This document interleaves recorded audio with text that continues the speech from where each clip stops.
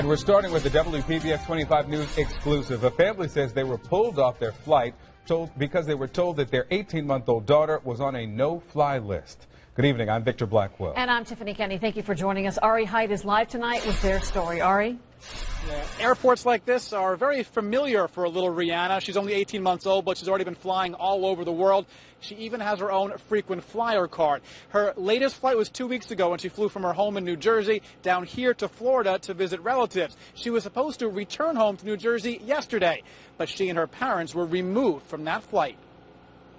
At 18 months old, Rihanna has been called a lot of things: cute, adorable, and now suspected terrorist. It happened Tuesday night at the airport in Fort Lauderdale. Rihanna and her parents had just boarded a JetBlue flight. They were heading home to New Jersey. They say that's when a JetBlue employee told them they had to get off the plane. Agents from the Transportation Security Agency, the TSA, needed to speak to them. And I said, for what? And he said, well, it's not you or your husband. Your daughter was flagged as no fly. I said, excuse me? It's absurd. It made no sense. Why would an 18-month-old child be on a no-fly list? Rihanna's parents have asked us to not show their faces or use their names. They are afraid of repercussions because they believe this happened because they are both of Middle Eastern descent. Rihanna's mom wears a headscarf.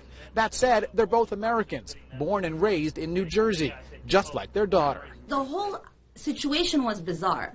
It was completely bizarre. It made absolutely no sense. Rihanna's parents say they were made to stand in the terminal while the TSA met with JetBlue, nobody explaining to them what was going on. We were put on display like a circus act because my wife wears a hijab. About 30 minutes later, Rihanna's parents were told they could reboard the plane, but they say there was no apology, no explanation.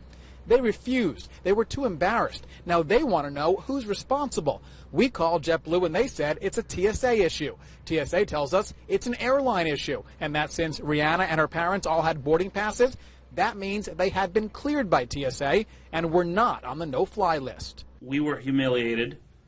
We were embarrassed. We were picked on.